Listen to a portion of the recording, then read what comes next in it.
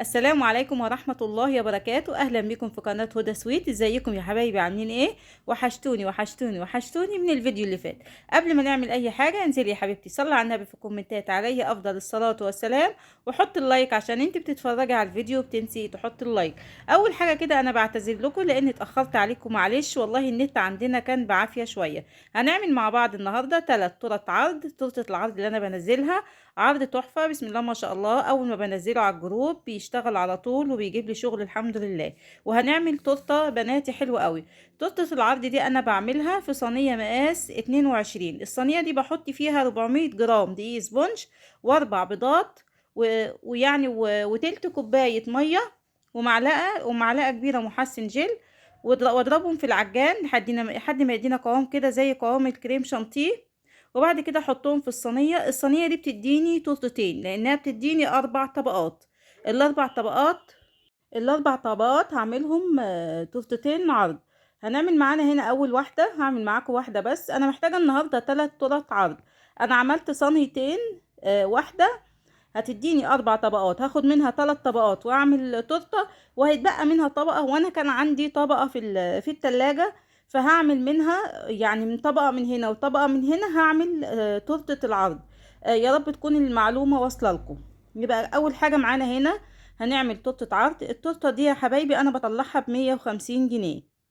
تورته عرض مقاس 22، الصينية مقاس 22، بعملها طبقتين بطلعها ب150 جنيه.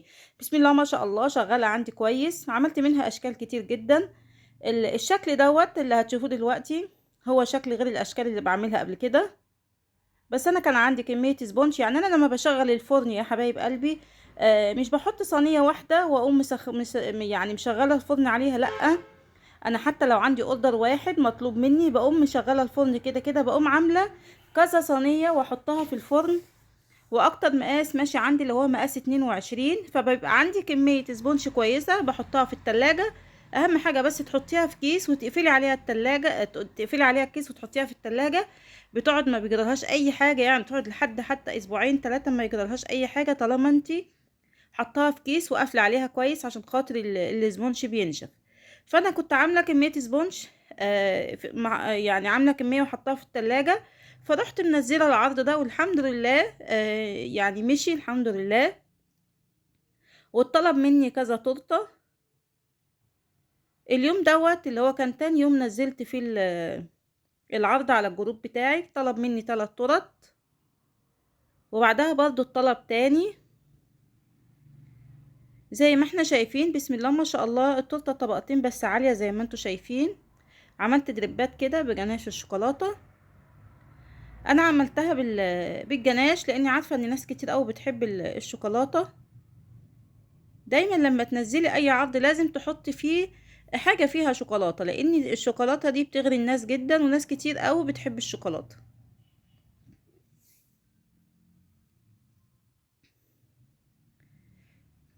زي ما احنا شايفين كده. وبعد كده انا كنت مسيحه شوكولاته خام، شوكولاته بيضه وشوكولاته بني، وعملت اشكال كده دلوقتي هنشوفها. سهل خالص ما فيهاش اي مشكله. بعد ما نعمل الخطوط بالنوتيلا البيضه، ادي الاشكال اللي انا عاملاها. حاجه بسيطه كده وما بتاخدش كميه شوكولاته خالص، يعني بتاخد كميه بسيطه.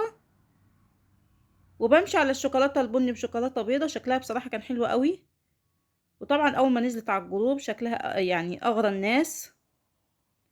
شويه كريسبيهات بقى كده، اي حاجه طبعا يعني اللي عندك حطيه، بس كل شويه غيري في شكل التورت بتاعتك عشان خاطر يبقى فيه اقبال عليها اكتر. يعني كده خلصنا تورته العرض بتاعتنا.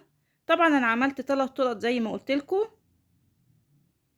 عملت معاكم واحده وعملت الاتنين مع نفسي. ودي التورته اللي هي مطلوبه مني، تورته بناتي. هي بصراحه قالت لي انها هتلبس الدرس بتاعها يبقى اصفر فابيض، وكانت عايزاني اعمل التورته بتاعتها تبقى اصفر فابيض.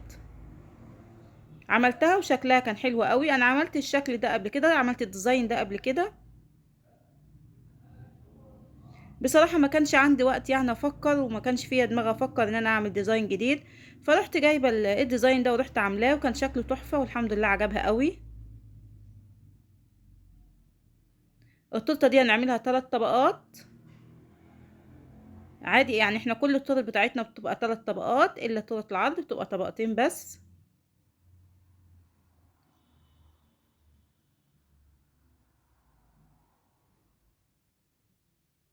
هنبتدي نجيب القاعدة بتاعتنا. حبيبة قلبي لو وصلت لحد هنا ونسيتي كده تحط اللايك، انزلي حط اللايك يا حبيبة قلبي، وصلي على النبي عليه افضل الصلاة والسلام. والله كنت وحشني كتير، بس مشكلة النت ده على طول دايما بيفصل عندنا. فربنا يعيننا يا رب. والله انا شحنت باقة عشان خاطر انزل الفيديو بتاعي، لان كده النهاردة تالت يوم، المفروض انزل يوم ويوم، فقلت طبعا لازم انزل فيديو النهاردة، ولانكم وحشتوني يا حبايب قلبي. طبعا التورته دي هتبقى فيها عليها طبقات من بره، فعشان كده لازم نحشيها من جوه. حشينا اول طبقه معانا جيلو فراوله ومعاها نوتيلا، نوتيلا بني. وتاني طبقه هتبقى جيلو مانجا وجناش على ما اتذكر يعني. حطي انت الحشوات اللي انت عايزاها، اي حشوات عايزه تحطيها حطيها.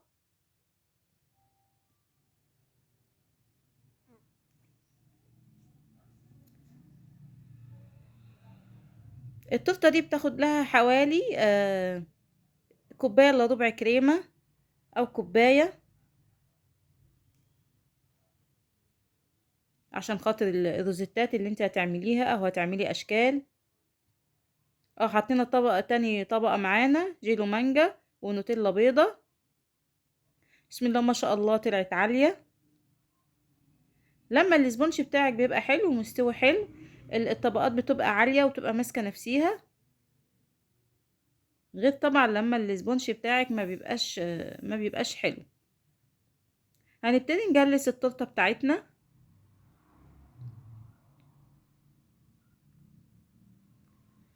حط كمية كريمة كده فوق التورته، وبنزل على جوانب التورته بالاسباتولا بتاعتي. حط انت الكريمة في كيس وامشي حوالين التورته، كله بيمشي يعني حسب ما ايديكي تتعود. انا بعمل بالراحة اهو عشان تشوفي انا بجلس ازاي.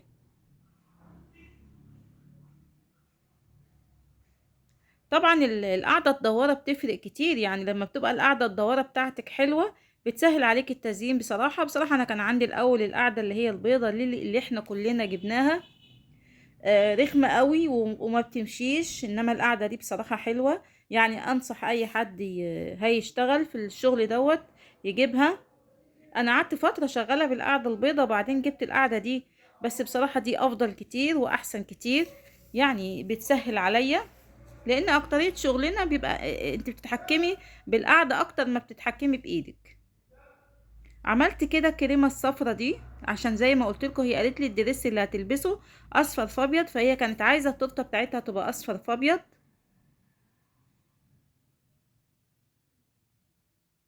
دي الوان جيل بتتجاب من عند مستلزمات الحلواني.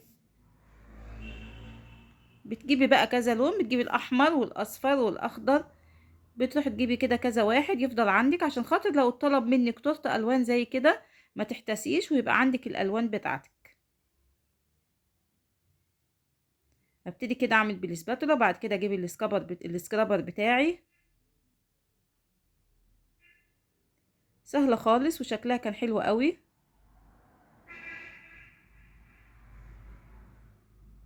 وكنت قصه صوره كده، صوره بنوته حطيتها. الاول هنعمل بالدست الذهبي حوالين التورته بتاعتي. انا عندي علبتين دست، واحده حاطه فيها الدست والتانية بحط فيها الدست كده على نقطه زيت واشتغل بيه. اي فرشه بقى عندك.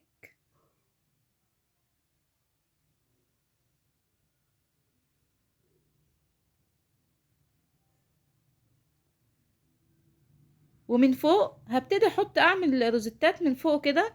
جبت كريمه بيضه وحطيتها في كيس، وكريمه صفرا وحطيتها في كيس، وحطيتهم الاتنين في كيس الحلواني، حطيتهم مع بعض كده في كيس الحلواني. اداني زي ما انتوا شايفين كده، نص روزيتا اصفر ونص روزيتا ابيض، بس كان شكلها تحفه. قولوا لي رايكم يا حبايب قلبي في الكومنتات، شكلها حلو ولا ايه؟ بعد كده هجيب بقى الفراشات، برضو كان عندي فراشات صفرة. اما تعملي الفراشات دي طبعا بتنزليها من بنترست. اختاري بقى كذا لون، الاصفر واللبني والاحمر، لان يعني ايه، انتي حسب التورته اللي انتي بتعمليها بتحطي الفراشات بتاعتك. فالحمد لله كان عندي الفراشات الصفرة دي، كان شكلها حلو قوي. وزعتها بقى على التورته بتاعتي. وجبنا برضو اللي هو السبرينكل اللي رفيع ده، عملناه برضو بالدست الذهبي، ورشرشنا كده على التورته من فوق وحوالين التورته، بيدي شكل حلو قوي. كده خلاص التورته بتاعتنا خلصت.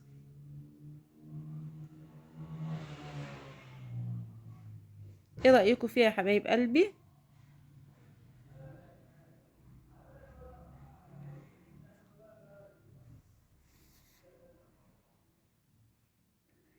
بعمل لها فيديو كده لوحديها عشان خاطر انزلها على الجروب. شكلها كان تحفة بصراحة. وكده خلاص دي الاوردرات بتاعتنا النهاردة. بتوحشوني يا حبايب قلبي من فيديو لفيديو. ان شاء الله اشوفكم في فيديو جديد. مع الف سلامة حبايب قلبي.